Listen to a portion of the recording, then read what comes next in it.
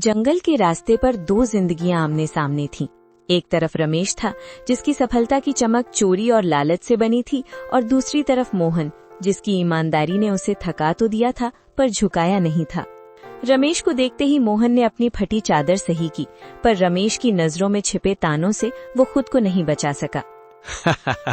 अरे ओ मोहन भाई, कहाँ चले सुबह सुबह अपनी इस बूढ़ी कुल्हाड़ी को लेकर?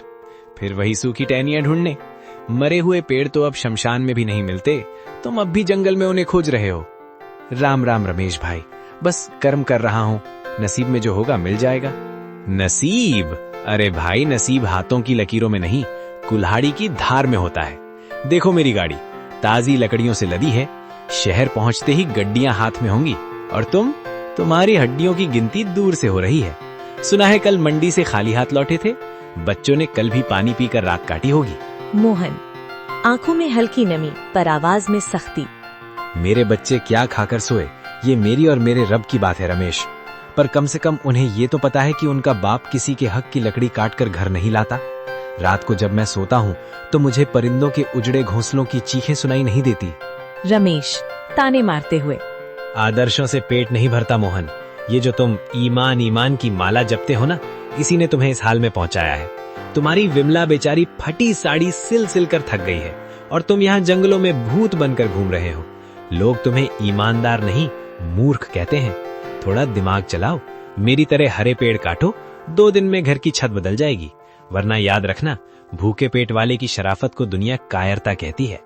शायद तुम सही कहते हो रमेश, दुनिया के लिए मैं मूर्ख हूँ, पर जिस दिन मैं अपनी भूख मिटाने के लिए हरे पेड़ काटने लगा, उस दिन मुझ में और तुम में क्या फर्क रह जाएगा? तुम्हारी तिजोरी भर रही है, पर तुम्हारी रूह खाली होती जा रही है। मेरी कुल्हाड़ी सिर्फ लकड़ी काटती है, किसी की दुआएं या किसी जीव का घर नहीं। तू अपनी गड्डियां गिन, मैं अपना सुकून ढूंढता हूँ। जाओ जाओ, ये सुकून तुम्हें ले डूबेगा। शाम को जब खाली हाथ लौटोगे और नन्नू को रोते देखोगे, तब पूछना अपने इस सुकून से कि उसकी कीमत क्या है।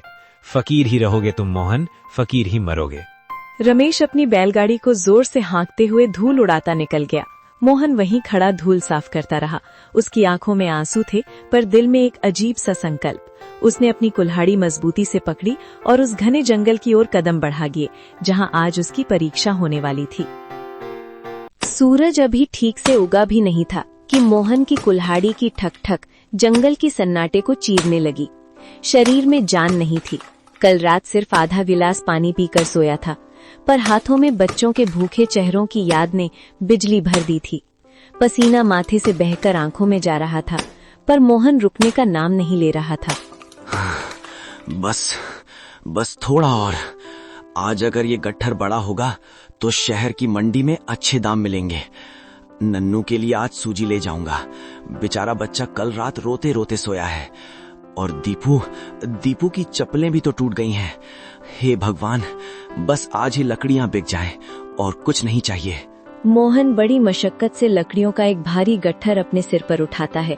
उसका शरीर कांप रहा है, पर उम्मीद उसे चला रही है।